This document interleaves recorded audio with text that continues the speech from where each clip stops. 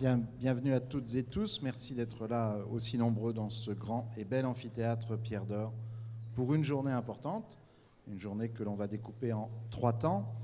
On va d'abord commencer par ce petit déjeuner Synergia, organisé conjointement par Synergia, bien évidemment, Relais de Sciences et la CCI de Caen-Normandie. Et puis, nous passerons à un autre temps important, puisqu'il s'agira de vous présenter le projet Immediate MRI, projet très important que nous allons dévoiler tout au long de cette journée, un petit peu dans le petit déjeuner. Nous allons voir ce en quoi cette MRI deviendra incontournable. Et puis, évidemment, concrètement, vous verrez à partir de 10h15, 10h30, ce que sera réellement le bâtiment. Il vous sera dévoilé dans la deuxième partie. Je n'ose pas vous inciter à rester, mais je pense que vous le comprenez. Et puis cet après-midi, le forum territorial, en présence de Claudie Aigneret, la présidente d'Universcience, dans lequel s'inscrit évidemment ce projet Immediate. Alors pour ce petit déjeuner, vous avez l'intitulé du petit déjeuner derrière vous, Living Lab, Fab Lab, Design, Open Innovation.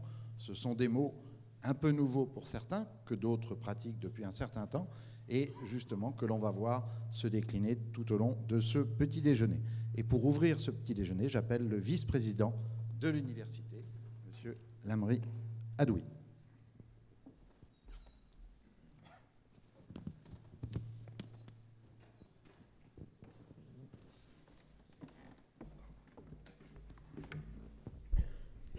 Bien, Monsieur le Président de la Chambre de commerce et d'industrie de Caen, Messieurs les présidents et directeurs de Relais de Sciences, chers collègues, chers amis, au nom du président de l'université, Pierre Sineux, je suis ravi de vous accueillir ici à l'université de Caen pour ce forum régional de la diffusion de la culture scientifique et technique qui installe et qui va aujourd'hui permettre d'ancrer Relais de Sciences en tant que pôle territorial de référence en Basse-Normandie. Les objectifs de la culture scientifique, technique et industrielle, ou plutôt je devrais dire les objectifs des cultures scientifiques, techniques et industrielles, tant elles sont protéiformes, sont multiples. Elle se doit en effet de répondre à de multiples enjeux, à des enjeux économiques, à des enjeux sociétaux, à des enjeux éducatifs, à des enjeux culturels. Le décalage croissant entre l'évolution des sciences et des technologies et la capacité des citoyens à les comprendre, à les appréhender, est indiscutablement périlleux et nécessite une démocratisation du savoir, de la culture scientifique, qui est primordiale pour appréhender le monde contemporain et ses enjeux. Alors, au-delà de la complexité de certains champs disciplinaires, du contexte actuel, la diffusion de la CSTI est un véritable agent de cohésion sociale. Parmi ces objectifs prioritaires, il faut mettre dans l'esprit de nos citoyens que la science, c'est d'abord une histoire d'hommes et de femmes passionnés, que c'est avant tout une démarche et pas seulement des résultats, et qu'elle fait partie de la culture avec une véritable ambition politique, ne se cantonnant pas seulement à l'accumulation de connaissances. À ce titre, le rôle de médiateur scientifique, de passeur de science, apparaît comme étant primordial afin d'apporter au public les outils qui leur permettront d'établir une réflexion pertinente. Cette médiation doit permettre la création d'un espace public social permettant la rencontre, le dialogue, la confrontation, l'action entre différents acteurs, dont les acteurs du monde socio-économique. Il apparaît également dans cette logique particulièrement important de favoriser l'interdisciplinarité. Et ça n'est pas pour déplaire à l'établissement qui est le nôtre, qui est un établissement universitaire réellement pluridisciplinaire. Et ça n'est pas pour déplaire non plus à Relais de Sciences, qui, au travers de son Fab Lab, va viser justement cette fertilisation croisée. Bien avant que la loi relative à l'enseignement supérieur et à la recherche promulguée le 23 juillet dernier ne réaffirme de façon très volontariste l'importance des missions de diffusion de la culture scientifique, technique et industrielle dans les missions de l'université française, l'université de Caen s'est très tôt, depuis de longues années, développé un partenariat fort avec Relais de Sciences dans le domaine de la médiation, notamment au travers d'actions de formation en direction des doctorants, qui sont des forces vives de nos laboratoires, des chercheurs de demain, qui doivent être initiés le plus tôt possible à cette rencontre et à ce débat avec la société. C'est ainsi que nous nous sommes associés ensemble ces dernières années pour accompagner ces doctorants, les former, les recruter spécifiquement sur des actions de CSTI, partenariat qui sera encore renforcé à court et moyen terme en collaboration avec le Conseil régional de Basse-Normandie. Parmi les points d'avenir, il paraît aujourd'hui clair que l'économie est un champ nouveau auquel va devoir s'intégrer la diffusion de la culture scientifique, technique et industrielle. Celle-ci, qui a pour objet de faire évoluer les rapports des citoyens aux sciences, peut en effet contribuer à l'acceptation sociale de nouvelles technologies sur lesquelles est fondée la croissance économique de demain. Qu'on ne s'y méprenne pas, ce n'est pas un mélange des genres et ce n'est pas la finalité ou la vocation de la diffusion de la culture scientifique, technique ou industrielle de faire la publicité de l'industrie française. Cela dit, il n'est pas interdit de penser qu'elle peut être un acteur du développement par une approche inclusive des connaissances et de l'innovation.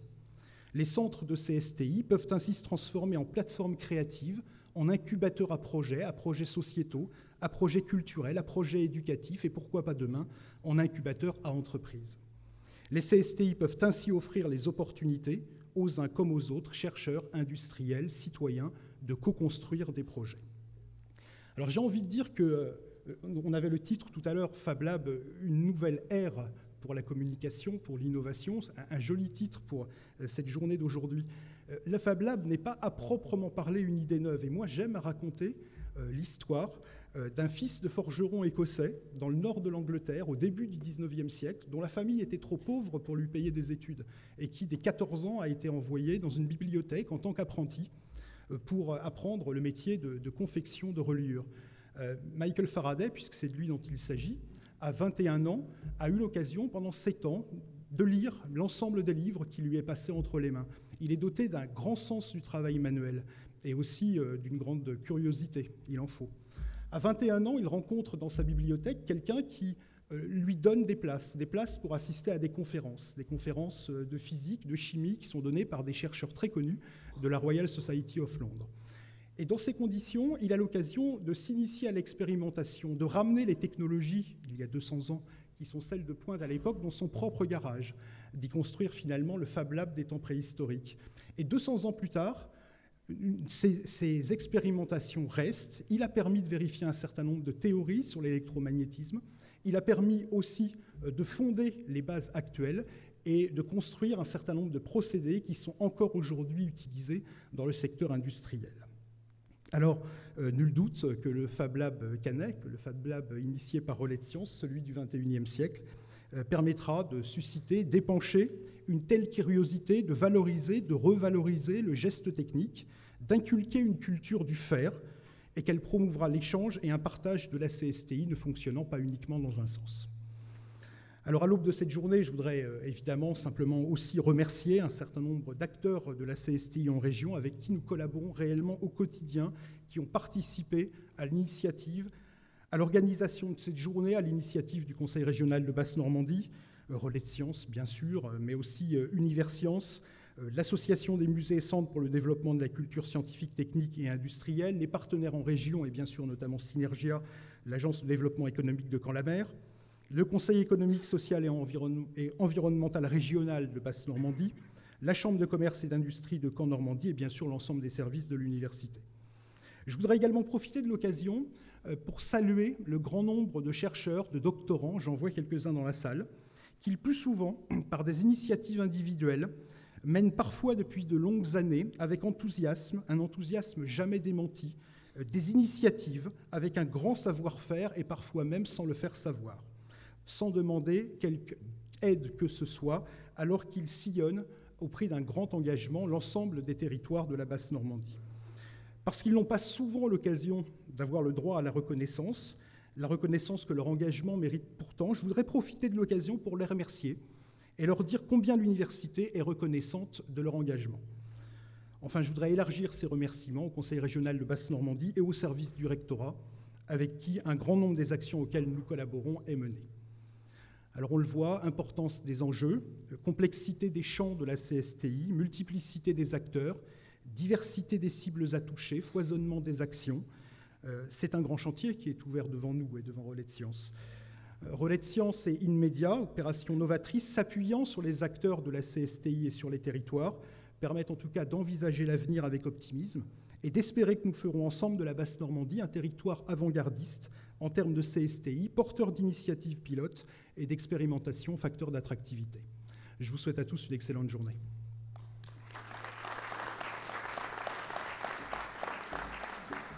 Merci Amri Adoui pour ces quelques mots, et l'ouverture de cette séance se fait à 2 voix, et j'appelle maintenant Franck Meuret, le président de Relais de Sciences.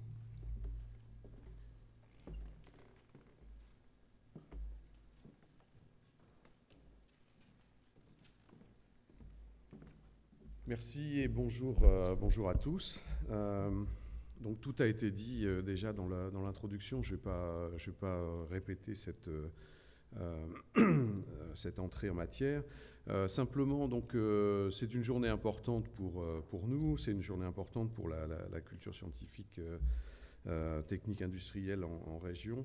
C'est le premier forum régional de la culture scientifique, technique et industrielle en Basse-Normandie. Donc, à ce titre-là, c'est une journée importante. Je voulais juste rappeler aussi que dans le cadre de cette journée, vous l'avez vu dans le programme, nous présenterons un peu plus en détail le projet MRI et donc quelle va être sa déclinaison physique en région, en particulier le bâtiment qui va commencer à prendre forme dans quelques mois pour héberger et donner une existence physique à ces idées de Fab Lab, de Living Lab, etc.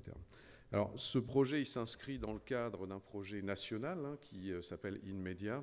Pour ceux d'entre vous qui ne sont pas familiers, je voulais juste rappeler que c'est l'alliance de 6 centres en France dans un projet coopératif, donc qui regroupe Universcience, donc Paris, Caen, Rennes, Bordeaux, Toulouse et Grenoble. Donc 6 villes à grand rayonnement scientifique aussi.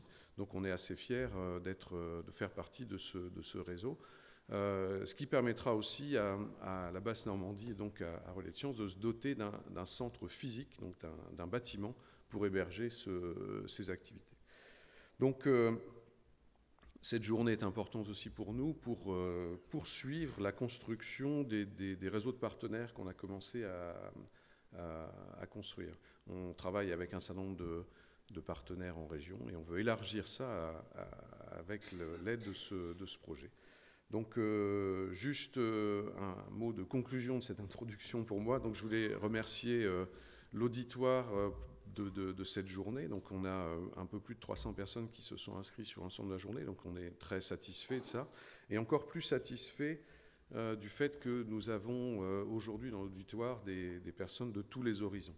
Donc, du domaine culturel, recherche, éducation, collectivités, entreprises et associations. Donc c'est ce que l'on souhaite réellement faire dans le futur, mettre en relation tous ces acteurs et tout ce monde-là. Donc bonne matinée à vous et merci de votre participation.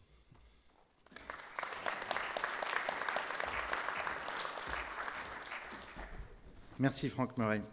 Alors, nous allons démarrer ce petit déjeuner avec la présentation d'une étude qui a été réalisée par le CESER, le Comité économique et social et environnemental de Basse-Normandie, qui a travaillé donc sur justement cette culture scientifique, technique et industrielle.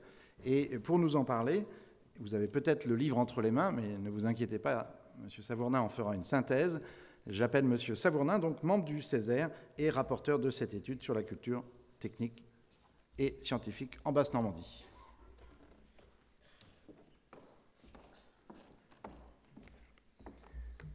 Mesdames et messieurs, bonjour. Quelques mots effectivement pour vous présenter très succinctement, soyez rassurés, puisque l'ouvrage est un peu conséquent, l'étude dont il est question. Alors, lorsque le président Calouer du CESER, donc, qui est l'assemblée consultative accrochée au conseil régional et donc membre 78 conseillers dont j'ai l'honneur de faire partie dans un domaine qui n'est pas du tout celui de la culture scientifique, c'est tout le charme de l'exercice, m'a demandé de porter cette étude. Je n'osais pas à l'époque espérer qu'un jour elle pourrait participer à l'organisation d'une journée comme celle-ci.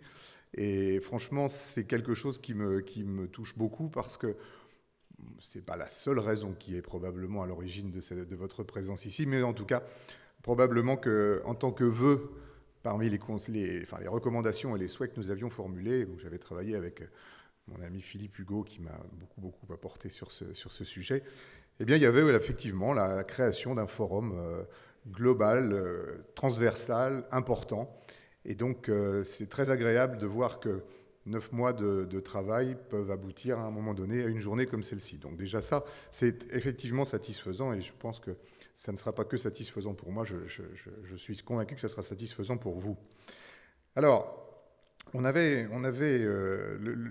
l'étude avait été adoptée à l'unanimité le 22 octobre 2012, donc il y a maintenant un an de ça. Et le Césaire avait réalisé le dernier, la demande de ce rapport sur les enjeux de la CSTI en Basse-Normandie à la demande du président de région, dont un certain nombre d'exemplaires, alors évidemment, sont à votre disposition gratuitement, naturellement, sur une table qui est à l'intérieur de l'Aula Magna, juste à côté. Ce document dresse un panorama que nous avons voulu le plus exhaustif possible de la situation régionale et aborde les nombreux enjeux en matière de culture scientifique et technique. Je ne m'y attarderai pas plus, parce que sinon ça cristalliserait trop les débats de la matinée et ça manquerait de charme.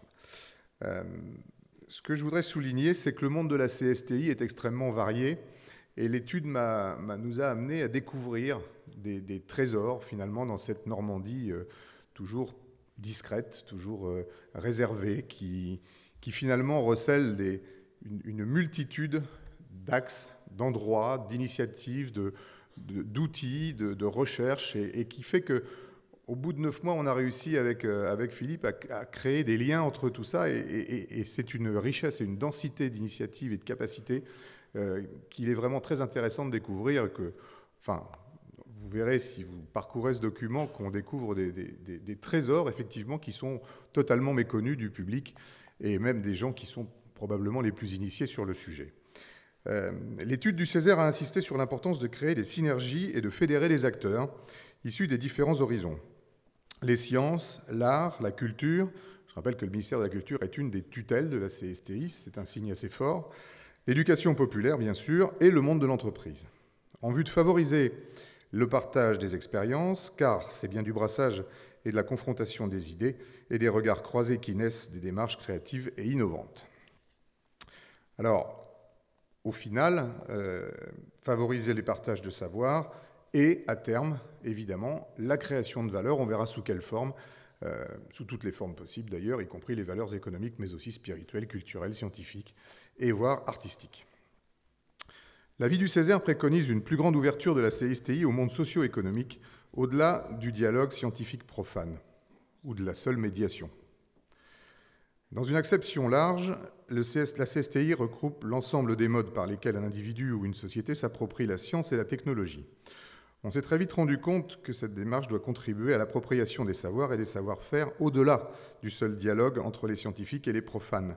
C'est pourquoi il nous a fallu mettre en lumière 2 lettres du sigle CSTI qui étaient un petit peu oubliées, ou tout au moins qui n'étaient pas assez homogénéisées par rapport au reste. Il s'agit du T et du I, donc de la technique et de l'industrie.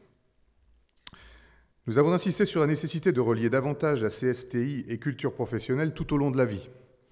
Tous les métiers et les qualifications reposant aujourd'hui sur des fondements techniques et des technologies incontournables.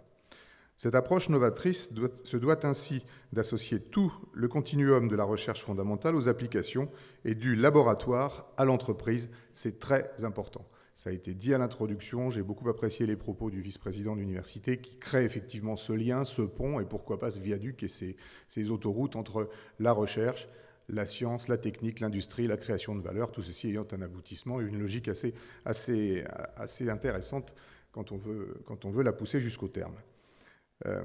Cette approche novatrice se doit d'apporter tout le continuum, c'est ce que je disais. Le monde socio-économique se doit donc d'être étroitement associé à la dynamique en étudiant la perspective d'y intégrer certaines des initiatives déjà conduites par les organisations professionnelles, les pôles, les filières et les entreprises qui favorisent la diffusion des connaissances et participent à donner l'appétence aux jeunes vis-à-vis des métiers concernés.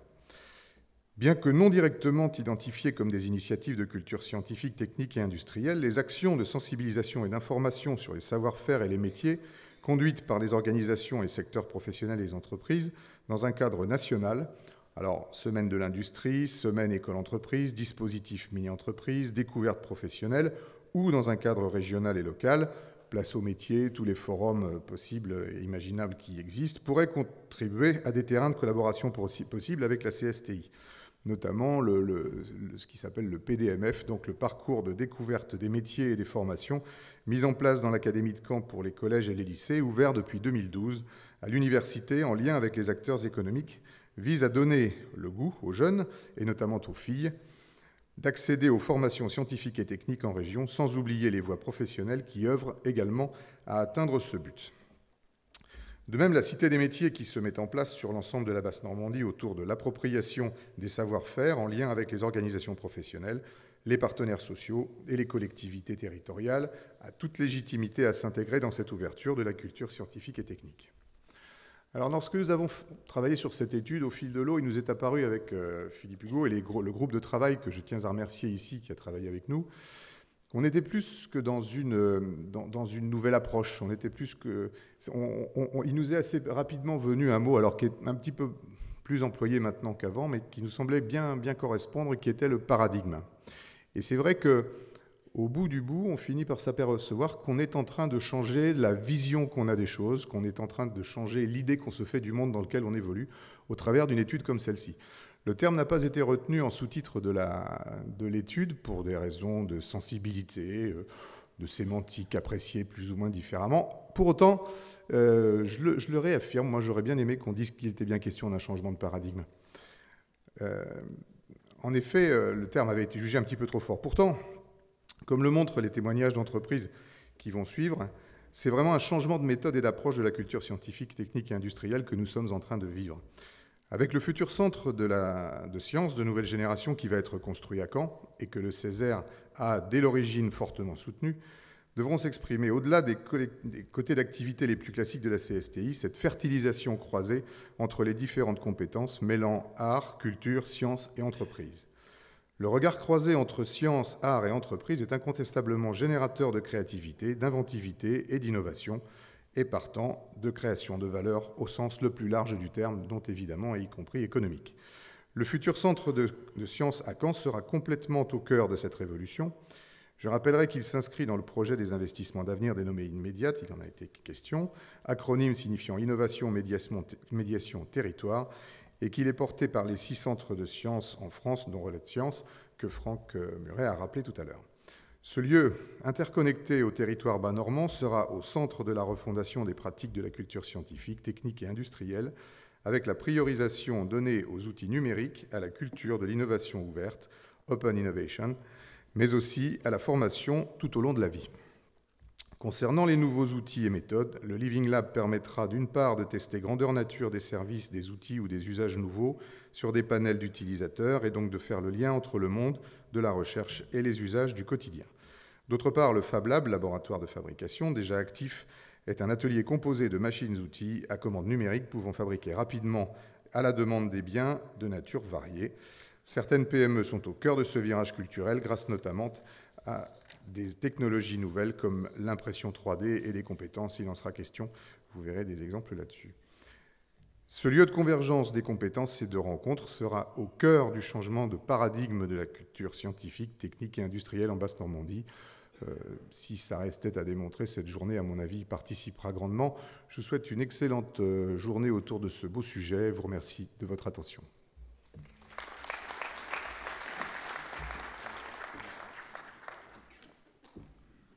Merci. Alors nous allons voir concrètement maintenant comment les termes de Living Lab, de Fab Lab, de Design, d'Open Innovation peuvent se décliner avec justement des témoignages d'entreprises.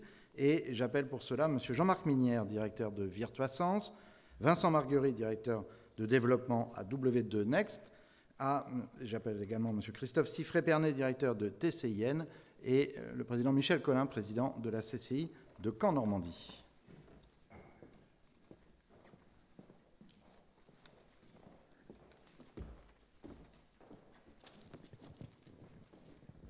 Voilà, prenez place.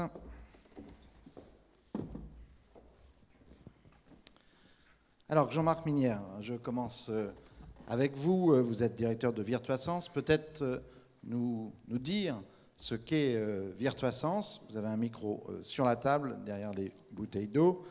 Conception et réalisation de solutions digitales interactives. Mais plus concrètement, expliquez-nous. Bonjour mesdames, messieurs. Effectivement, j'ai créé la société VirtuaSense en 2010. Notre métier, c'est de concevoir et réaliser des solutions interactives innovantes et ludiques pour aller à la rencontre du grand public, pour deux marchés principaux. D'une part, tout ce qui est valorisation du patrimoine culturel et scientifique, typiquement ce qu'on a réalisé avec Relais de Sciences en 2012. On va en parler. Voilà. Et puis également, se servir également des mêmes techniques, de la même approche, pour faire la promotion de produits et développer l'activité commerciale. Voilà, donc deux exemples, par exemple, on parlera de Zoom, mais également on a fait un projet pour la Maison du Volcan à Saint-Denis de la Réunion, en mettant à disposition du public une solution qui permet d'avoir l'impression de manipuler des roches volcaniques comme si on les avait dans les mains, mais en fait ce sont des versions virtuelles de ces roches. Également, on a organisé un jeu concours pour des commerçants de Rouen pour développer l'activité commerciale avec des écrans tactiles et qui permettait au public de gagner des lots. Voilà, typiquement un peu le genre de spectre d'intervention de notre société. Alors, un mot sur la collaboration justement avec Relais de Sciences, parce que vous êtes une entreprise du territoire normand, on va dire, au Normand, mais ça, c'est pas grave. La région n'est parfait. Est large et accueillante. Comment s'est passée cette collaboration et quels outils vous avez pu apporter ? Cette collaboration s'est très bien déroulée, vous imaginez bien. Sinon, ils ne m'auraient pas invité à venir aujourd'hui. C'est un signe, oui. En fait, j'en parlerai peut-être un peu plus après, mais ça a permis de tester. C'était un laboratoire grandeur nature, comme le disait M. Savournin, pour tester des nouvelles technologies, d'ailleurs à l'initiative de Relais de Sciences, et puis également tester l'usage de la dimension ludique pour faire passer des messages, expliquer des concepts un peu complexes. Et donc, souvent vous dites, on a pris des risques. En quoi vous avez pris des risques pour cela ? Ça, c'est vous qui dites qu'on prend des risques. On prend toujours des risques mesurés. On prenait un risque parce que notre société, je l'ai dit, elle a été créée en 2010. Hein. Le projet Zoom, ça a été vraiment un grand projet. Alors, on a quelques images là. Regardez. Ah, très bien. Allez-y. Alors, c'était un grand projet pour nous. On n'avait jamais géré de projet de cette taille-là, avec, sous l'impulsion de Relais de Sciences, l'utilisation de techniques nouvelles. Bon, alors aujourd'hui, on voit plusieurs systèmes. Vous verrez qu'on utilisait des planches ce qu'on appelle les Weeboards, qui permettent de simuler une activité de type surf, par exemple. Donc, je pense que c'est la première fois que les gens ont surfé dans la vallée de la stabilité, par exemple. On a utilisé donc des techniques de tracking gestuel pour faire des jeux vidéo. Voilà ce qu'on voit en ce moment, pour expliquer aux gens qu'est-ce que c'est les particules élémentaires, qu'est-ce qu'un quark, comment donc fonctionne un neutrino, etc. Et de manière totalement ludique. C'était un laboratoire grandeur nature pour voir si présenter ces concepts avec des jeux, si ça plaisait, si ça fonctionnait bien, et puis également voir aussi l'adhésion du public avec ces techniques nouvelles. Alors évidemment, comme on parle de techniques nouvelles d'une année à l'autre, ce qui était à l'origine un peu nouveau, maintenant c'est devenu tout à fait fréquent, commun. On a vu l'usage maintenant des surfaces tactiles. Tout le monde a un smartphone presque dans sa poche. En début 2012, ce n'était pas encore le cas, pour tout le monde en tout cas. Et puis les Kinect aussi, on a conçu les solutions, la Kinect qui permet, donc pour ceux qui ne le savent pas, qui permet de suivre le mouvement des gens. Donc on a conçu un système interactif qui permettait aux gens de faire exploser une supernova en poussière d'étoiles qui se déposait ensuite sur leur silhouette. Bon, là, c'est le jeu de surf. On a eu un expert technique du CEA, qui est professeur, je crois, à l'école de Centrale de Paris, qui s'est plié au jeu, qui a bien rigolé et qui s'est rendu ridicule devant tout le monde. Mais bon, mais c'était rigolo. Enfin, on a beaucoup de fun. C'est une exposition qui a accueilli plus de 5000 personnes, je crois, donc en quelques semaines. Donc un franc succès. Alors pour nous, c'était important aussi de voir donc comment ça fonctionne avec le public. Aussi, on a rencontré des populations on a fait du co-développement avec l'équipe de médiation scientifique de Relais de Sciences, Donc il y avait un esprit un peu différent du nôtre, parce que nous, on est essentiellement des ingénieurs, donc culture très rigoureuse, etc. Alors qu'eux, c'est un laboratoire fertile d'idées, etc. Donc confrontation intéressante donc, de culture, et qui a permis de déboucher sur ces solutions-là. J'ai vu aussi, il y a Cédric Renaud de Post8 dans la salle, donc, qui a apporté aussi ses compétences en graphisme. Et bon, pour nous, ça a été très important, bon, d'un point de vue développement d'entreprise. Aujourd'hui, on a pu signer en octobre, grâce à ça, c'était notre grosse référence, on a pu signer un grand projet, un parcours plurisensoriel sur l'orgue à tuyaux. C'est un projet en Alsace, un projet qui est presque 2 fois plus gros. Et si on n'avait pas fait Zoom, on n'aurait jamais signé. Et voilà, on est aujourd'hui mandataire d'un groupement avec une des plus grandes agences de scénographie muséale de France qui s'appelle Présence. Voilà. Parce que vous êtes bien l'illustration parfaite de ce qu'on appelle l'open innovation, c'est-à-dire qu'on ne crée plus simplement dans son entreprise, dans son bureau, dans son laboratoire. Et M. Savornin le disait dans son mot d'introduction, c'est le brassage qui fait que la confrontation d'idées, qui fait que les idées, les projets naissent. Vous le confirmez ? Vous et puis M. Savornin. Oui, écoutez, c'est évident. Alors, typiquement, ce projet de parcours plurisensoriel sur les orgues à tuyaux, le projet mûrit en confrontant nos idées d'ingénieurs avec donc, le client, avec les scénographes, muséographes qui sont sur le projet. Et c'est vrai qu'on a appris, notamment avec ce projet Zoom, à partager notre vision pour aboutir à quelque chose qui va plaire et qui va faire passer les bons messages. Je ne sais pas si vous voulez apporter quelque chose, Monsieur Savornin. C'est l'illustration de ce que vous avez expérimenté dans l'étude réalisée pendant 9 mois. C'est le constat d'une espèce d'évidence, c'est qu'à partir du moment où les hommes et les femmes se parlent, on aboutit à des choses qui sont forcément supérieures à ce qui se fabrique chacun dans son petit coin. Et c'est quelque chose qu'on met en pratique tous les jours et qui permet d'être vérifié sur des sujets comme ça. Et ça va loin, puisqu'on y met l'art aussi. On avait imaginé avec le directeur régional de l'action culturelle, qui nous avait aussi aidé dans la réflexion, de mélanger un petit peu cette science, le plaisir, la culture, et si on se laisse un petit peu aller, on dit pourquoi un concert de musique classique ne commencerait-il pas par une petite explication sur qu'est-ce que le son, comment ça voyage dans l'air, et pourquoi quand ça rentre dans une oreille, on finit par éprouver du plaisir par la stimulation. Enfin, voilà, on peut aller jusque-là. Donc, et quand on commence à réfléchir à ces choses-là, on s'aperçoit qu'on a des océans à découvrir. C'est tout à fait ça.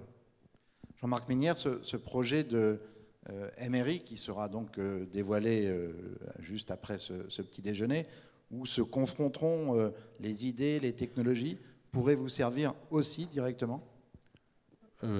Clairement, en fait, ça nous permet d'anticiper aussi, de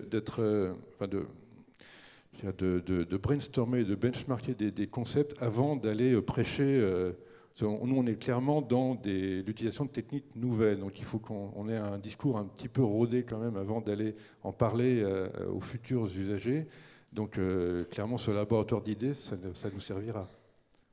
Eh bien, vous pourrez franchir la Seine quand vous le voudrez pour venir ici à Caen sur la presqu'île. Avec plaisir. Merci. Vincent Marguerie, vous êtes directeur de développement à W2Next. Précisez ce qu'est l'entreprise et en quoi ces nouvelles technologies, ces nouvelles façons de faire vous ont et vous aideront peut-être demain. Donc, bonjour à tous. Donc, l'entreprise W2Next a développé un ensemble de dispositifs communicants qui visent à aider les personnes, notamment les personnes âgées, pour le maintien à domicile. Il y a toute une partie informatique, système embarqué et autres interfaces et serveurs que nous maîtrisons très bien. Une partie électronique qui a pu se gérer aussi tout à fait facilement en interne et avec des prestataires de la ville de Caen. Et sur l'ensemble de ces dispositifs, il y a un dispositif un petit peu particulier qui est une boîte à médicaments dont vous voyez des pièces ici posées devant moi. C'est pas évident hein, quand on voit les pièces, mais c'est ça quand même. Et c'est là que les choses compliquées ont commencé. Voilà. C'est-à-dire que notre entreprise avait décroché un contrat avec une caisse de sécurité sociale qui a disparu en avril 2012 et qui nous a laissé sans le sou, comme on dit. Et du coup on s'est retrouvé dans une difficulté vraiment financière pour pouvoir fabriquer nos pièces plastiques. Ce n'est que du plastique, mais voilà, il faut le sortir. Et sur Caen, nous avions trouvé des prestataires, des entreprises qui font ça très très bien. Le problème, c'est que pour une toute petite TPE de 3 personnes, quand c'est plusieurs dizaines de milliers d'euros pour sortir un ensemble de prototypes, c'est juste impossible. Donc on s'est retourné vers la Chine, à tort. On a eu des pièces pour quelques milliers d'euros et les pièces étaient hors cote et inutilisables. Voilà. Et c'est là que la solution vers donc, le Fab Lab de Relais de Sciences s'est offerte à nous. Et donc avec l'aide de toute l'équipe du Fab Lab et puis en mouillant un petit peu la chemise, eh ben on est monté en compétences. Et aujourd'hui, les pièces que vous voyez devant moi sortent des machines qui sont actuellement dans le Fab Lab existant. Donc fraiseuse numérique, imprimante 3D, et puis des sets d'outillage beaucoup plus classiques, mais néanmoins importants pour pouvoir finaliser un objet. Alors on voit des images derrière vous, justement, des machines qui sont à disposition au Fab Lab, qui se trouvent sur le campus Efficience. Je me tourne vers les spécialistes. Hervé Savournin, Franck Muret, comment peut-on définir un Fab Lab? Je savais bien qu'il y aurait une concurrence entre les deux. Oui, bien sûr. Comment on peut définir un Fab Lab? On a une illustration parfaite avec ce qui vient d'être présenté. C'est des ateliers ouverts de prototypage rapide qui peuvent être utilisés aussi bien par des industriels, des chercheurs, des individus, même des futurs créateurs d'entreprises qui ont besoin de réaliser des prototypes assez élaborés, comme on peut voir ici. Et c'est vraiment l'ouverture de l'atelier de fabrication de prototypes presque au grand public. Mmh. Donc il suffit de téléphoner, de prendre rendez-vous. Expliquez-nous un petit peu comment vous avez procédé. Comment vous l'avez découvert déjà? Parce que c'est pas évident. Je l'ai découvert via Relais de Sciences un matin au Forum Digital, parce que j'étais qui se trouve aussi sur le campus Efficience. Voilà, tout à fait.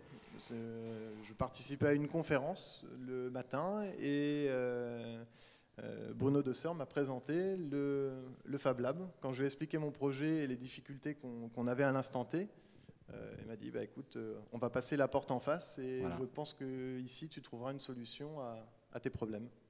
Et vos yeux se sont écarquillés. Et là, je me suis dit on touche quelque chose, je pense que là on va y arriver. Voilà. Et on va battre la Chine. Et voilà, tout à fait. Et aujourd'hui, on a des pièces fonctionnelles, avec des prototypes propres et des prototypes fonctionnels qui tournent. Voilà. Y a un coût pour vous dans ce Fab Lab? Il y a un coût aujourd'hui, c'est une adhésion auprès de Relais de Sciences, donc un coût de 100 € à l'année. Donc vraiment minime si on compare aux dizaines de milliers d'euros demandés pour prototyper par des industriels. Après, évidemment, il y a le coût des matériaux, donc c'est à la charge de l'entreprise, et puis le coût en charge salariale du temps passé à réaliser l'ensemble de ces éléments. Donc vous vous déplacez, vous venez tester les machines, etc., les prototypes? Voilà, tout à fait, oui. Donc j'avais un accès un petit peu privilégié, avec un badge qui me permettait de venir... jour et nuit? Pas la nuit. Pas la nuit, bon, très bien. Jusqu'à 21h, c'est déjà pas mal. Donc du matin jusqu'à 21h le soir, à venir travailler sur les machines, lancer les usinages. Pas forcément rester sur place, puisque des fois les machines peuvent travailler toutes seules sans surveillance. Voilà. Vous continuez d'utiliser ce Fab Lab aujourd'hui pour d'autres pièces? Aujourd'hui, en fait, l'ensemble des usinages se sont terminés avant-hier. Aujourd'hui, je vais utiliser encore peut-être une petite semaine, on va dire vraiment le set d'outillage classique, c'est-à-dire l'établi, pour être vraiment... voilà, c'est la scie, le scalpel. Et la fameuse petite boîte à médicaments, où en est-elle aujourd'hui? Alors aujourd'hui, donc, on a 3 ensembles comme celui-ci, qui ont donc été en grande partie réalisés donc, au Fab Lab. Un ensemble de cartouches, de 4 cartouches de médicaments pour aller dans chacun des prototypes. Donc voilà, on a 3 prototypes opérationnels électroniquement et mécaniquement. Après, viendra d'autres phases sûrement de prototypage d'une nouvelle version de produit, donc très certainement au Fab Lab, encore une fois. Et puis une phase d'industrialisation, et là par contre on est en attente de levée de fonds. Franck Muret, cette nouvelle façon de travailler, c'est ce que vous développerez dans le projet MRI que l'on dévoilera tout à l'heure? Oui, exactement. Là, ce qu'on a aujourd'hui qui a été utilisé, c'est vraiment le prototype de ce qu'on veut avoir dans le futur. Alors les équipements sont déjà là. Dans le projet MRI, l'existence d'un bâtiment permanent ouvert au public permettra aussi de faire connaître encore plus ce type de service. Et les partenaires du projet MRI, donc à la fois sur le plan immobilier, mais surtout sur le plan des programmes et sur le plan de l'élaboration des projets, vont nous permettre d'élargir le parc de machines disponibles pour le public. Alors c'est un concept qui n'est pas unique évidemment à la Basse-Normandie, hein. Des Fab Labs, il y en a un certain nombre en France, il n'y en avait pas encore ici. Ils se trouvent dans différents endroits, on les trouve dans les universités, on les trouve dans les centres de recherche. C'est un concept qui existe énormément dans les régions innovantes comme la Californie, comme certaines autres régions des États-Unis. On en trouve sur le campus de Paris-Sud-Saclay, il y a aussi un Fab Lab qui tourne bien, qui permet, lui, en lien avec les écoles d'ingénieurs, les élèves ingénieurs, de donner un accès. Alors vous êtes un tout petit peu plus âgé que des élèves ingénieurs, vous avez une entreprise qui fonctionne déjà, mais ce type d'outil permet à des jeunes qui ont l'idée de créer une entreprise de pouvoir réaliser les prototypes à peu de frais, à peu d'investissement, pour lancer leur idée, lancer des concepts. Donc c'est ça qu'on veut élargir aussi dans la région. Et à la différence des lieux que vous citiez, disons, un petit peu fermés, là, justement, on sera dans un lieu en centre-ville et ouvert. Exactement. C'est vraiment la dimension qu'on veut lui apporter d'ouverture vers le public, de gens qui pourront être, en visitant une exposition ou en venant dans le lieu dont on dévoilera la coque et la forme physique tout à l'heure, pouvoir simplement voir aussi des gens qui travaillent dans un atelier de prototypage et donner des idées et susciter l'accès à ce genre de choses. Alors on parlait tout à l'heure d'impression 3D. Et dans les Échos de ce matin, on peut lire que la Poste teste et innove dans 3 de ses bureaux de poste en Ile-de-France un service de conseil et d'impression 3D. La concurrence est rude, Franck Muret. Oui, c'est pas de la concurrence dans le sens où on n'a pas un marché avec ça à garder. C'est la diffusion d'un concept qui est rendu possible grâce aux technologies un peu nouvelles. Il y a quelques années, on trouvait des outils d'impression graphique avancée, d'impression numérique dans des centres partagés. Aujourd'hui, ce sont des choses qu'on trouve chez beaucoup de personnes parce que les équipements d'impression numérique de haute qualité se sont démocratisés. Donc là, aujourd'hui, on parle d'imprimante 3D. C'est un des outils qu'on trouve dans un Fab Lab aujourd'hui parce que ça reste encore des outils relativement chers. Le jour où ce genre de choses sera disponible chez chacun d'entre nous, si on le souhaite, il y aura d'autres choses dont on aura besoin pour faire d'autres types de prototypes, d'autres inventions, et c'est ça qu'on aura dans le Fab Lab. Et ce qui montre bien que les lieux s'ouvrent et qu'il faut aller vers les autres et échanger le plus possible. Absolument. Et puis la MRI évoluera aussi en fonction des demandes et des besoins, j'imagine. Oui, vous verrez, j'incite ceux d'entre vous qui sont là à rester pour voir un peu plus le concept de ce bâtiment. C'est un bâtiment qui est plus un lieu qu'un bâtiment, mais qui est prévu pour être ouvert et évolutif. Vous verrez le concept qui va être présenté par les architectes que l'on a retenus, qui avaient remporté le concours d'architectes qu'on a fait pour ce projet. Vous présenter toute la flexibilité et l'ouverture qu'on veut avoir dans ce lieu. Restez donc après 10 heures. Christophe Stiffret-Pernet, vous êtes directeur de TCIN, une entreprise spécialisée dans la découpe métal laser. Précisez-nous ce qu'est l'entreprise et comment elle a pu et su, et su évoluer. C'est tout simple, c'est les contraintes qui nous ont obligés à faire plusieurs mutations. Je ne sais pas si on peut avoir le premier. Il va partir. Donc, et au départ, historiquement, alors vous TCIN, étiez... à la base, c'est une entreprise qui a été créée dans les années 80. Et l'intitulé voulait dire Tôlerie, circuit imprimé de Normandie. Donc il y a déjà eu une mutation il y a plusieurs années, puisqu'aujourd'hui, les circuits imprimés sont absolument plus fabriqués dans nos pays. Et donc, il y avait eu une première réorientation, donc on est à Cormelles-le-Royal. Il y avait eu une première réorientation dans les années 95 où l'entreprise a commencé à travailler pour le secteur des équipementiers automobiles. Donc, on a donc découpe laser, comme vous pouvez le voir sur les images, pliage, donc mise en forme, et assemblage, principalement par soudure. On travaille donc l'acier, l'inox, l'aluminium, donc une réelle compétence. Compétence reconnue également par ce milieu difficile des équipementiers automobiles. 2009, pour nous, donc la crise, avril 2009, 70% de perte de notre chiffre d'affaires, 2 plans de licenciement, donc on est descendu l'effectif de 38 à 18 personnes. Ouais. Et donc là, on s'est posé des questions. On avait plusieurs choix. Soit courber les chines et attendre que ça passe, mais avec une trésorerie qui commence à être exsangue, soit se dire, réagir en essayant d'innover. Et là, compliqué.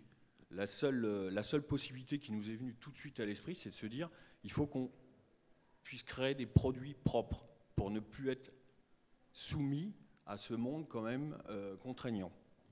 Alors, vous voyez quelques petites pièces qu'on fait.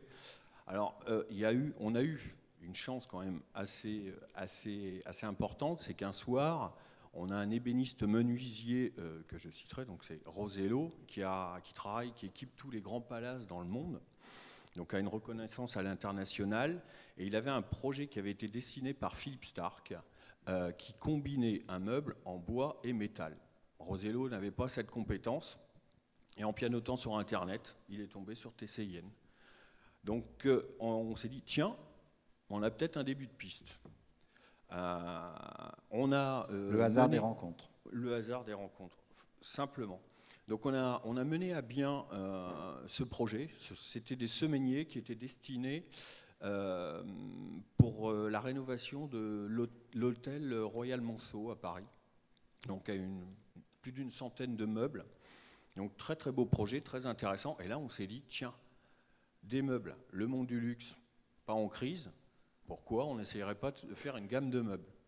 On s'est lancé, on a dessiné, on a commencé à utiliser nos techniques pour faire du mobilier. Le problème, c'est des produits plutôt coûteux au démarrage, sans avoir une reconnaissance, difficile aussi de pouvoir rentrer dans les réseaux de distribution. Et ces réseaux de distribution inconnus pour nous, puisque notre fonctionnement avec l'automobile, c'est vous êtes attentif, les plans arrivent chez vous, vous les chiffrez, et puis vous produisez tout simplement des millions de pièces, puisque en 2008, pour certains équipementiers, on fabriquait plus de 2 millions de pièces par an. Oui. Donc passer de 2 millions à 0, ça occupait quand même 90% les équipements et le personnel. Donc l'aventure a commencé avec des meubles difficiles, et puis on s'est dit, bon, il faut avoir des objets plus accessibles et proposer des choses pour toutes les bourses. Et on a eu l'idée de lancer le cadre végétal. Alors bon, l'idée était belle. En 2009-2010, c'était très tendance. Mais les premiers étaient avec, on va dire, notre passif du véhicule lourd. Donc aujourd'hui, j'ai ramené un petit échantillon. Les premiers faisaient une dizaine de kilos quand même. Donc à expédier, il vous tombait sur le pied était cassé. Ah oui, on avait la façade était coupée avec une tôle de 5 mm d'épaisseur. On avait tellement peur que ça se torde qu'on était toujours avec. Donc il a fallu commencer à bousculer les esprits, changer les mentalités, pour arriver aujourd'hui à un petit produit qui fait 1,6 kg. 1,6 kg là? Oui. D'accord. Est-ce que la caméra plus facilement peut aller sur l'objet? Je pense que oui. Je peux peut-être le. Voilà. C'est mieux. Donc plus facilement transportable. C'est à côté de la bouteille d'eau, hein, voilà. C'est ça. Donc, et des produits comme ça, dans la première année, on en a vendu plus de 10 000. Et c'est également un produit qu'on a breveté parce qu'au démarrage, donc il y avait des contraintes de poids, on a démarré en terre. Le problème, c'est qu'on est taulier, on n'est pas spécialiste des végétaux. Et là, c'était catastrophique. Ça ne tenait pas. Les plantes ne tenaient pas. Donc, on ne peut pas commercialiser un produit si on n'y croit pas. Donc, on a fait des recherches et on est tombé sur le substrat de culture. Donc, c'est la petite cassette. Voilà. Vendez-nous le produit parce que je pense que vous allez. Voilà. C'est la petite cassette qu'on a brevetée. On a breveté ce produit-là. Donc, c'est un cadre végétal sans terre. Donc, pour les gens qui n'ont pas la main verte, c'est assez pratique. Donc, première année, on a écoulé à peu près 10 000 cadres. De façon assez complexe, puisqu'on a fait des foires, des salons. On a même fait des tout petits marchés. La foire du hareng à Fécamp. Je peux vous dire que nous, étant industriels, bon, c'est des anecdotes, mais ça nous a permis de nous faire connaître. Ça fait des souvenirs, remarquez. Ah, c'est des bons souvenirs. C'est sympathique. Très sympathique.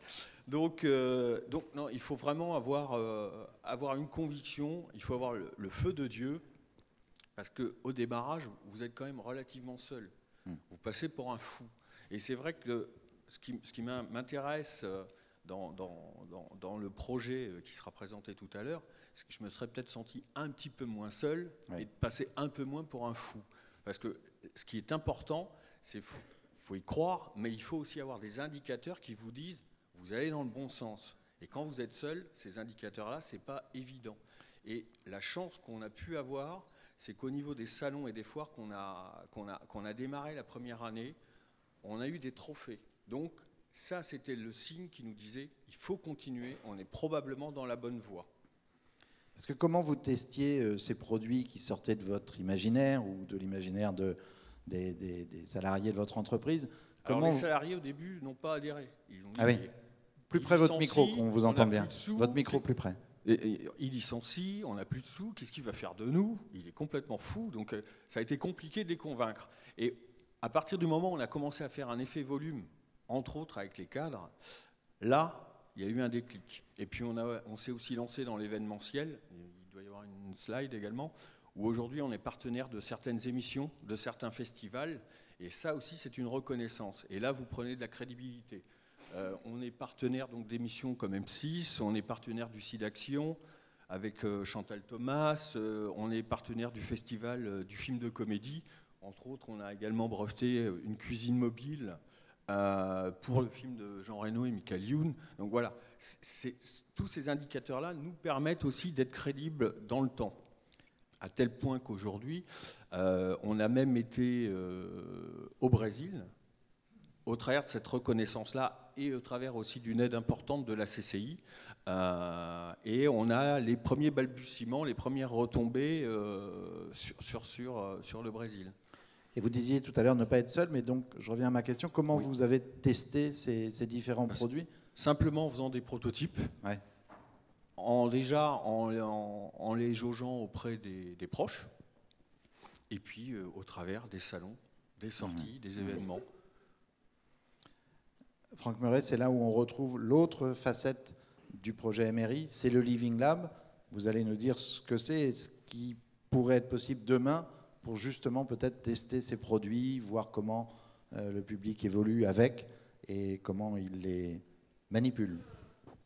Alors c'est effectivement l'objet à côté du Fab Lab qui permet de réaliser des prototypes. L'idée de Living Lab, c'est exactement ce concept-là, c'est-à-dire mettre en rapport le public qui vient pour parfois des événements autres, mais mettre aussi au service des porteurs de projets la compétence que Relais de Sciences a acquis dans on va dire l'interface avec le public, la capacité de faire venir des gens comme vous et moi ou comme tout le monde non sensibilisés à la technologie sur des événements scientifiques. L'exemple de la fête de la science ou de l'exposition Zoom dont on parlait tout à l'heure sont des bons exemples de ça.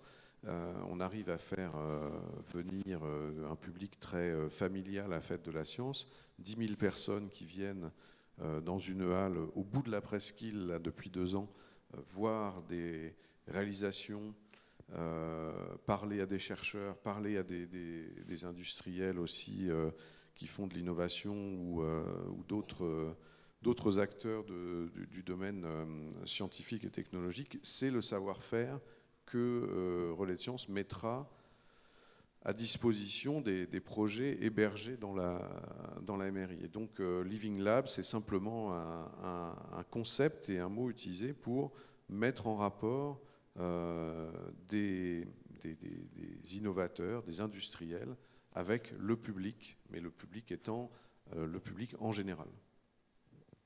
Donc c'est exactement dans votre concept intéressant de tableau comme ça aurait plu, j'espère qu'on pourra vous compter parmi les utilisateurs assez rapidement, parce que vous avez vraiment beaucoup d'idées intéressantes. C'est le genre de choses qu'on peut tester, imaginer, voir les réactions du public dans un endroit neutre et non directement commercial. Donc, ce qui permet aussi d'éviter entre guillemets, le biais de la relation commerciale dans l'évaluation ou la préévaluation du produit, qui est un point important. Aujourd'hui, TCIN et l'automobile, c'est une page tournée? Non, parce qu'il faut, c'est une diversification. On continue pour l'industrie, où on a largement diversifié. Donc on a gardé quelques clients. Il y en a d'autres où on a, après la crise, décidé de ne plus travailler avec eux, simplement. Bon, ils n'ont pas tous compris. C'est un choix. Dans ces mutations, aujourd'hui, on va dire on continue, puisqu'on a une activité toute nouvelle au niveau du bâtiment, puisqu'on propose des façades décoratives et sur lesquelles on a développé des concepts d'accrochage qui sont déposés également à l'INPI. Donc vous pouvez même nous voir en proximité, puisqu'on est en train de faire le lycée hôtelier qui est juste derrière Ikea, là où il y a 4000 m² de panneaux décoratifs. Tout à fait. C'est Aïf, hein.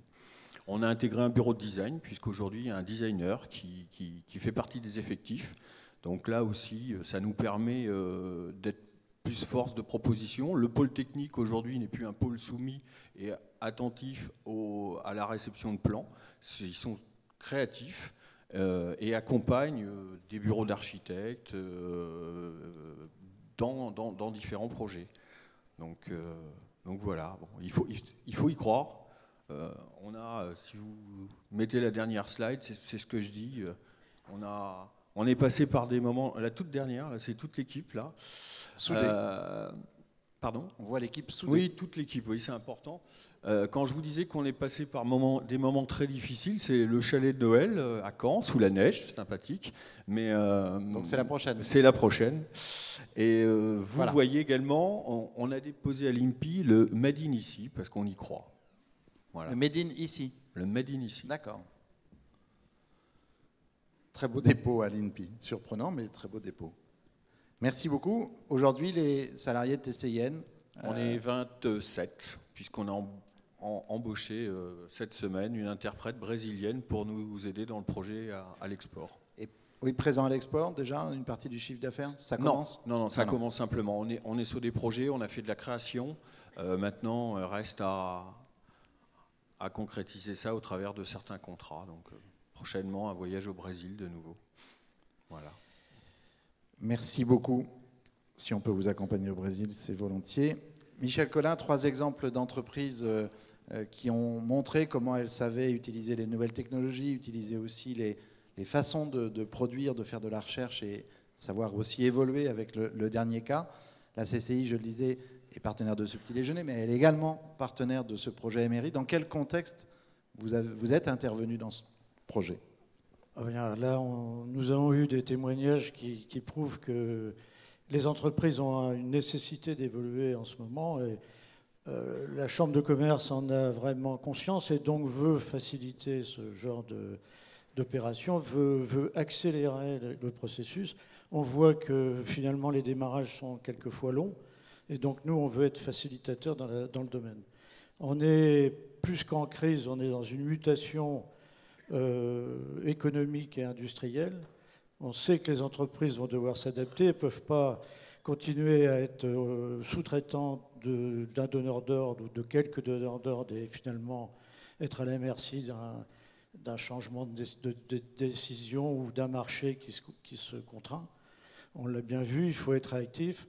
Et donc, notre métier, c'est aussi d'accompagner, d'encourager les entreprises à l'innovation.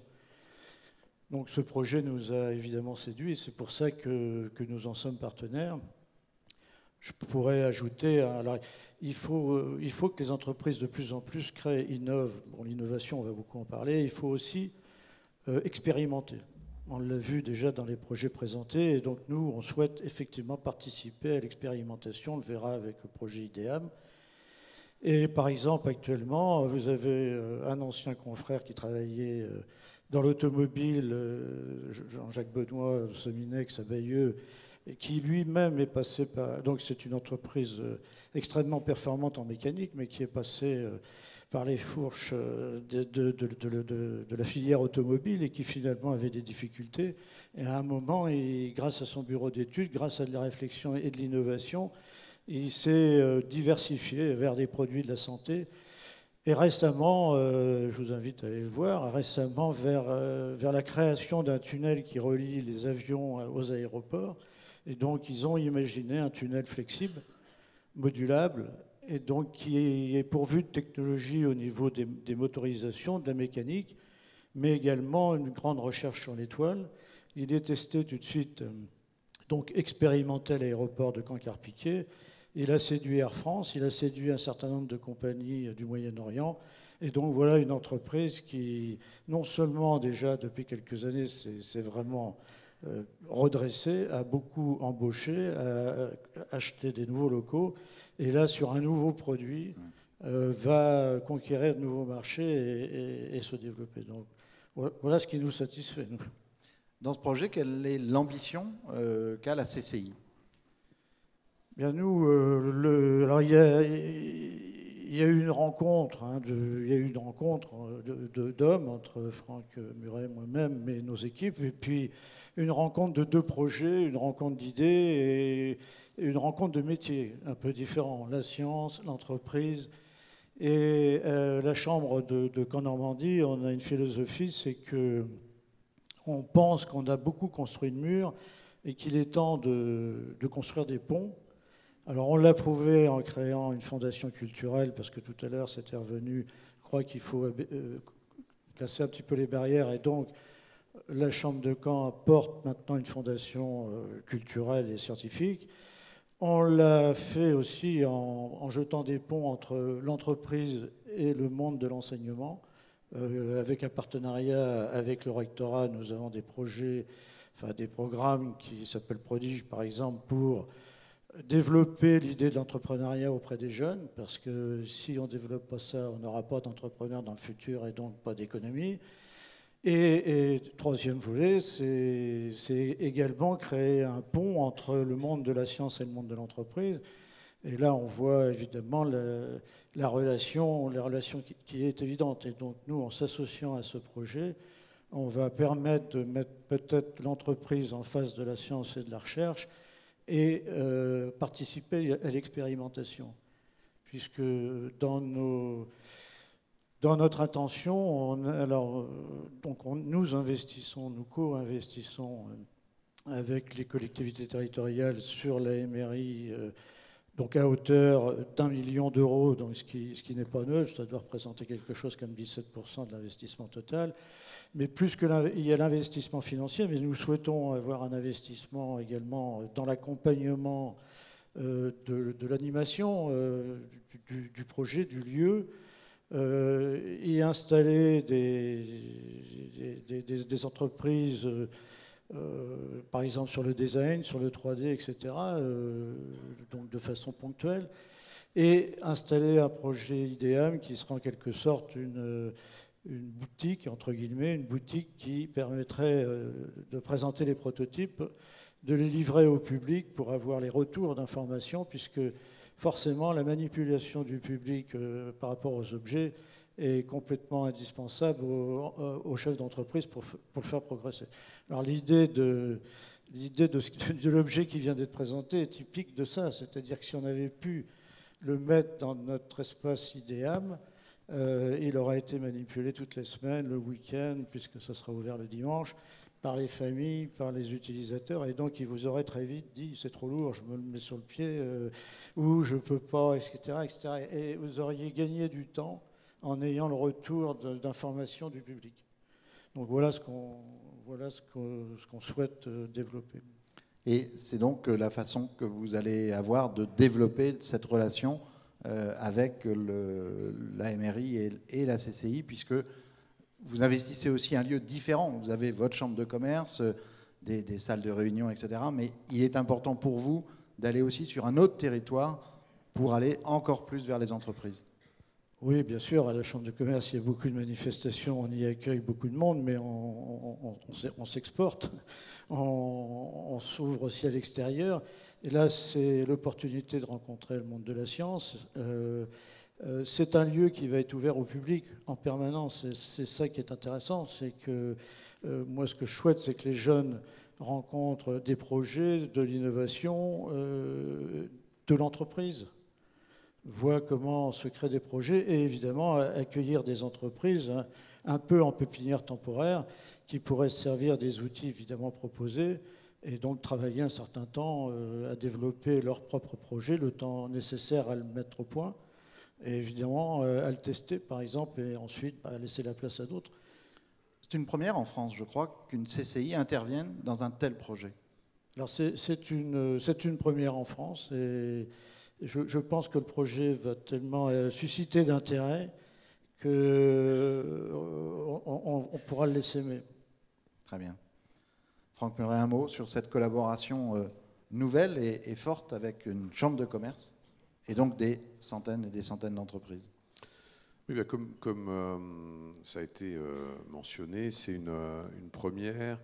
On a depuis plusieurs années, du côté de Relais de Sciences, voulu s'ouvrir aussi au monde économique, pas seulement dire que la culture scientifique dans CSTI, la culture scientifique, technologique et industrielle, on a voulu absolument, on a déjà depuis longtemps des bonnes relations et on souhaite les conserver évidemment avec l'ensemble des acteurs scientifiques, servir de médiateur pour le monde scientifique, mais il nous semblait que quand on voit l'évolution du monde aujourd'hui dans lequel la technologie se répand beaucoup plus vite qu'auparavant, accrocher ou avoir un lien avec le monde économique. Donc le Relais de Sciences est le seul, je crois, aujourd'hui, ou un des seuls CCSTI à avoir un lien aussi fort avec le monde économique. Donc ça va se matérialiser à travers un projet qui est vraiment un projet en coopération qui s'inscrit dans la durée. C'est pas du tout un projet court terme. On dit on fait un projet de 2 ans. Là, c'est une collaboration qui s'inscrit dans la durée, qu'on va évidemment faire vivre et faire réussir pour donner l'idée à d'autres régions de faire la même chose. Mais en ce sens-là, c'est vraiment une nouveauté. Alors avant de donner la parole à la salle pour des questions, je me tourne vers vous, Hervé Savournin. Dans l'étude que vous avez menée, vous insistiez sur le fait que dans CSTI, donc culture scientifique, technique et industrielle, le I pêchait peut-être un peu. Est-ce que là, vous avez maintenant la preuve que le I se met à égalité avec les autres lettres ? Alors là, moi, je m'y retrouve complètement. Les mots qui me venaient en écoutant Franck, Michel et ces messieurs, c'était, vous avez parlé de murs, mais effectivement, nous, dans notre esprit, avec Philippe, on voulait amener, après avoir fait un pointillisme de tout ce qui existait dans des endroits un peu isolés, décloisonner tout ça. Donc, évidemment, Open, ça n'a jamais aussi bien porté son nom, parce qu'il faut ouvrir tout ça, il faut donner envie, il faut communiquer, c'est ce qu'on fait. On préconisait tout un tas de choses, c'est-à-dire, et pourquoi pas une nuit des labos. Alors on sait aussi que ça a des limites, on sait qu'il y en a qu'on ne pourra pas ouvrir la nuit pour des raisons de sécurité, de ceci, mais il y en a certainement qu'on pourrait ouvrir.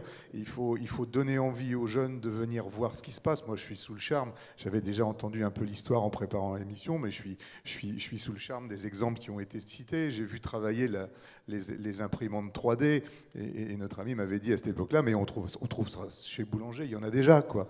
Donc voilà, et ça, le public ne le sait pas. Donc moi, je m'y retrouve bien parce que c'est exactement ce qu'on veut faire, c'est de donner envie, c'est de montrer ce qui se passe, et puis créer ce lien et ces ponts entre...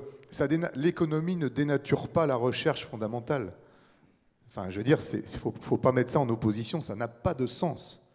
Ça n'a pas de sens. Au contraire, la recherche fondamentale a toute sa valeur. Si on peut greffer là-dessus la création de richesses intellectuelles, financières et économiques, alors on a tout bon. Et ça s'exporte, comme vous l'avez dit. Et effectivement, le voyage au Brésil, on vous le souhaite. En plus, vous pourrez y aller avec l'équipe de France de football, ça sera sympa. Je m'y attendais. Ah bah oui, vous ne pouvez pas résister. Voilà, donc moi, je ne sais pas ce qu'en pense Philippe, mais moi, je me retrouve complètement dans ce qui se passe aujourd'hui. Et il faut un lieu pour ça. Il faut un lieu pour ça, pour qu'on puisse centraliser un petit peu tout ça, un lieu ouvert où on peut venir se rencontrer, se parler, tester, échanger et faire connaître. Moi, je suis ravi de tout ce que j'entends ce matin. Et oui, je confirme qu'on s'y retrouve, oui, complètement. Le teasing de Relais de Sciences marche à fond. On le verra dans peu de temps, ce projet qui sera dévoilé. Y a-t-il des questions dans la salle ?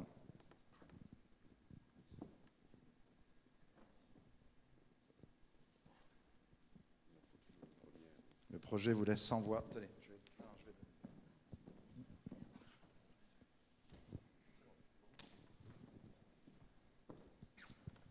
Alors, je ne vois pas de main se lever. Vous attendez peut-être la découverte du lieu, mais nous vous écoutons. Il marche. Oui, ma question portait sur les conséquences de cette... de l'émergence de ces nouvelles pratiques. Clairement, est-ce qu'on est à l'aube d'une nouvelle révolution industrielle où on va passer finalement de ce qu'a fait la croissance de la fin du 19e jusqu'à la fin du 20e siècle sur en fait, les grandes séries, la production de masse, à aujourd'hui une valeur ajoutée qui va être de plus en plus basée sur des produits très identifiés, très typés, très adaptés à tel ou tel projet, avec toutes les conséquences que ça peut aussi avoir en termes d'organisation des structures de production, notamment des entreprises, bien sûr. Qui veut répondre ? Franck ? Alors, comme premier élément de réponse, je dirais les deux logiques, production de masse versus petite série, ne s'opposent pas forcément. Les productions de masse ont toutes démarré par des petites séries. C'est-à-dire les industriels ou les entreprises qui ont lancé des appareils qui sont aujourd'hui en production de masse les ont testés forcément sur des petites séries. Donc c'est pour beaucoup d'entreprises qui sont des entreprises de petite taille ou taille moyenne, ce passage par la petite série est souvent l'obstacle. Vous l'avez indiqué dans votre réflexion, c'est souvent l'obstacle. Donc les deux ne s'opposent pas, sont complémentaires. Néanmoins, ce qu'on voit aussi, c'est que dans le monde industrialisé aujourd'hui, ou le monde économique tel qu'il est aujourd'hui, des nouveaux pans d'économie qui se créent n'ont pas forcément besoin, eux, de produits de masse. Donc les deux ne s'opposent pas, mais la facilité de réaliser des prototypes, mais des prototypes de qualité industrielle, donc des petites séries, c'est un point important sur des nouveaux marchés en particulier. Quand on voit tout ce qui se passe et qui bouge autour du lien entre l'électronique et la santé, et les remplacements de fonctions humaines par des fonctions électroniques, ça c'est des choses qu'on voit qui là, elles, heureusement, ne seront pas en production de masse. Mais les deux ne s'opposent pas, c'est vraiment pour moi une continuité entre les deux.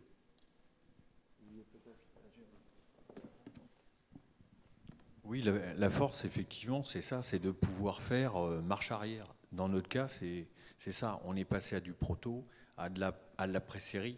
Maintenant, dans l'avenir, c'est vrai que la production de masse, je ne suis pas forcément convaincu qu'elle se fasse en France. Ça, c'est une certitude. Maintenant... Cela dit, il faudra qu'elle se fasse correctement. On l'a vu avec l'exemple chinois. Il faudra qu'elle se fasse en respectant les règles. Il n'y a pas que les Chinois. Hein. Le souci, c'est qu'il n'y a pas que les Chinois. Hein.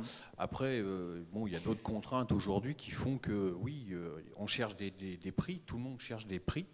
De la qualité également.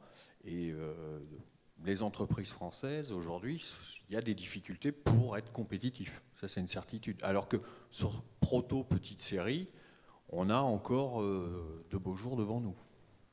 Mais c'est surtout, il faut être créatif. Y a-t-il d'autres questions dans la salle? Oui. Le micro vous arrive.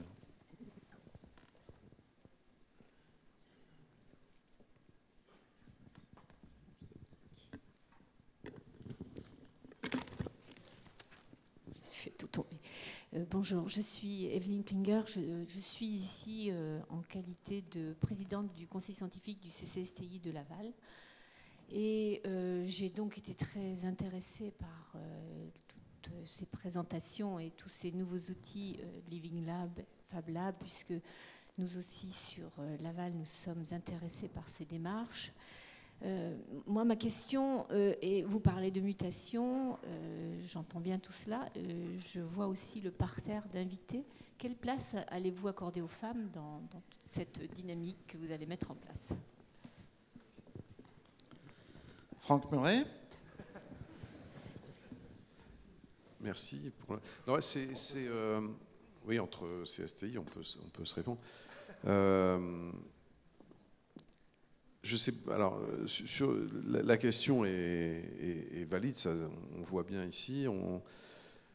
Je ne sais pas si la réponse elle est directement dans un choix qu'on va faire. La première chose qu'il est nécessaire d'influencer, et j'espère qu'à travers des projets comme ça, on l'influencera, c'est d'attirer des jeunes filles, des jeunes femmes vers les études scientifiques, et pas seulement dans un seul domaine. Si on regarde aujourd'hui les domaines de l'industrie ou les domaines scientifiques, il y a des domaines qui sont assez féminisés, d'autres qui ne le sont pas du tout. L'industrie attire, et les écoles d'ingénieurs attirent peu les femmes, et on retrouve cette proportion dans le monde économique et dans le monde de l'emploi aussi. Avec, nous on le voit, moi je suis dirigeant d'entreprise à côté de mon activité de relais de sciences.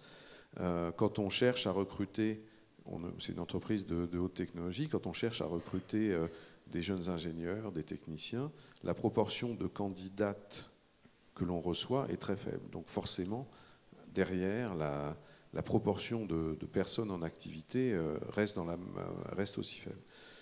Donc pour moi, la réponse, elle est dans l'ouverture de certains postes, ou en tout cas plus de... C'est une combinaison entre on va dire un peu d'incitation, comme ce qui est en train d'être fait au niveau professionnel, au niveau des grandes entreprises, mais aussi d'attirer les jeunes femmes dans les études scientifiques et technologiques pour que la proportion de diplômés soit la même. Tant que la proportion de diplômés sera différente, le déséquilibre de représentation sera existant. Oui, merci. Je ne résiste pas au plaisir de compléter effectivement les propos de Franck. Cette semaine, lundi après-midi, a été signé au Zénith le plan stratégique régional pour l'égalité homme-femme, en fait, le droit des femmes, etc., sous l'autorité du préfet de région. Et il y avait un certain nombre de personnes qui sont ici, d'ailleurs ce matin, étaient présentes ce lundi après-midi.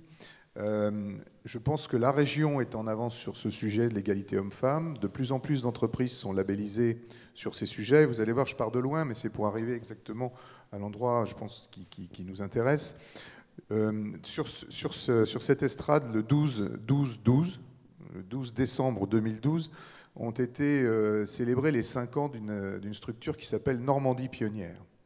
Normandie Pionnière, c'est un groupe de femmes présidé par Christine Maros, avec qui j'étais hier après-midi sur ce sujet précisément dans le cadre de mon autre activité. Et Normandie Pionnière, c'est un accélérateur de mixité. C'est un outil, c'est un véhicule de connaissances, c'est un véhicule de diffusion de l'image, et c'est un véhicule qui permet aux jeunes femmes et aux femmes tout court qui sont porteurs de projets, qui veulent reprendre une entreprise, qui veulent développer une initiative. Et il y a des initiatives à haut niveau, à haute valeur ajoutée, innovation, puisque j'ai rendez-vous avec l'une d'entre elles qui travaille sur un sujet qui, pour le moment, est encore un peu confidentiel, mais quand ça sortira, ça va être très intéressant comparativement à tout ce qu'on a pu se dire ce matin.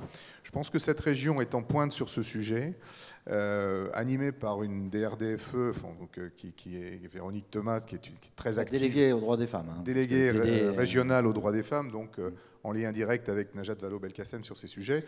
Je pense qu'il se passe vraiment des choses. Et pour compléter tout ça, le PDMF dont je parlais tout à l'heure, qui nous permet de rentrer dans les écoles et les lycées, c'est également un véhicule qui va pouvoir diffuser et donner envie aux jeunes filles et aux jeunes femmes.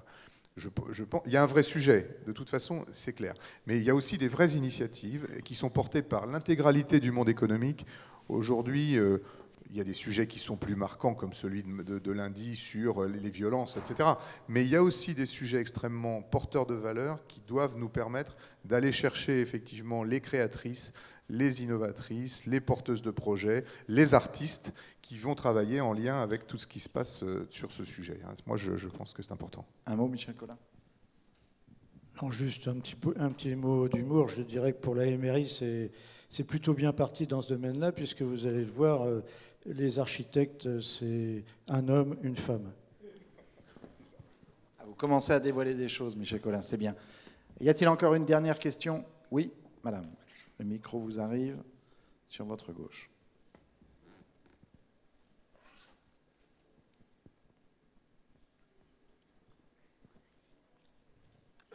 Bonjour, Ophélie Desrolles de Normandie Aménagement. Moi j'ai une question sur... On m'a demandé de me lever, hein, c'est pour ça que oui, très bien. je le fais. J'ai une question sur les taux de fréquentation. Là on a 2 exemples de l'utilité d'un Fab Lab ou d'un Living Lab.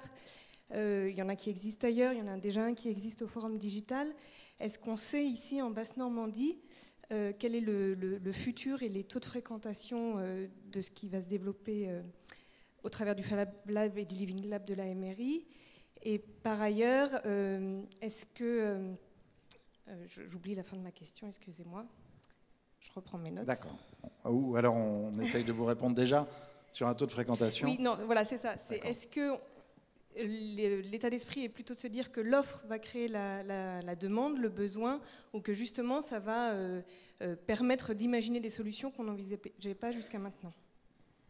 Franck Meuret peut-être. C'est bien, c'est qu'il y a une partie de la réponse déjà dans la question. Donc, alors, on connaît déjà aujourd'hui la fréquentation du Fab Lab tel qu'il existe, qui n'est pas une fréquentation très élevée en nombre de personnes, mais il est déjà bien utilisé. Il est utilisé dans un endroit où il est peu connu et où il est peu affiché. Donc, on est convaincu que la fréquentation de ce genre d'outils sera beaucoup plus large une fois connue du grand public. On n'a pas d'idée préalable de la fréquentation Living Lab ou Fab Lab, puisqu'il n'en existe pas, on n'a pas de référence aujourd'hui. Les seules choses qu'on peut utiliser comme référence, alors ce sont des événements ponctuels, mais les seules choses qu'on peut utiliser comme référence néanmoins sont les manifestations que Relais Sciences a organisées depuis plusieurs années dans l'agglomération et dans la région, où on voit que tous les ans, on touche plusieurs dizaines de milliers de personnes à travers des manifestations avec un lieu de fréquentation et à travers des manifestations dans lesquelles, par exemple, les chercheurs ou les enseignants-chercheurs vont vers le public ou vers les élèves d'école. Donc on va, à travers ce projet, ce lieu, chercher à augmenter, à faire connaître plus et à augmenter la fréquentation de ces lieux. Il ne faut pas oublier non plus que c'est un point central de rayonnement vers d'autres territoires et qu'on cherchera à reproduire aussi des choses qui fonctionnent dans la mairie, on les cherchera à les reproduire dans d'autres lieux du territoire. Mais pour répondre précisément à la question, non, je n'ai pas d'éléments. Et une partie de la réponse, vous l'aviez dans votre question, en disant est-ce qu'en mettant plus en avant l'offre, on compte susciter la demande? Oui, bien sûr. Alors, rapidement. Non, juste ajouter que, bien sûr, le réseau consulaire, la Chambre de Caen vient historiquement de dépasser les 18 000 entreprises. C'est pour vous dire qu'il y a quand même un panel d'entreprises qu'on va susciter et à qui on va expliquer le projet. Je pense aussi qu'il y aura des événements qui seront plus faciles à organiser à cet endroit-là parce qu'on est au cœur de la cité. Donc je pense à un concours Lépine Junior ou à d'autres manifestations de cet ordre-là. Peut-être, pourquoi pas, y organiser le salon Planète Créa, etc., pour faire connaître le lieu. Donc il y aura fatalement une montée en puissance des utilisations sur ce site. Voilà, la culture scientifique, technique et industrielle prend un nouveau virage, un nouveau visage aussi à partir d'aujourd'hui. Et donc je vous invite peut-être après une courte pause à revenir en salle pour enfin découvrir ce bâtiment. Le lieu, on peut le dire, c'est sur la presqu'île, vous le connaissez peut-être, derrière le cargo et près de l'ESAM et près de la future BMVR, la bibliothèque multimédia à vocation régionale. Donc voilà, il ne vous reste plus qu'à découvrir le bâtiment dans un instant. Merci messieurs pour vos témoignages, merci à tous et à tout de suite dans un instant avec Bruno Dosseur.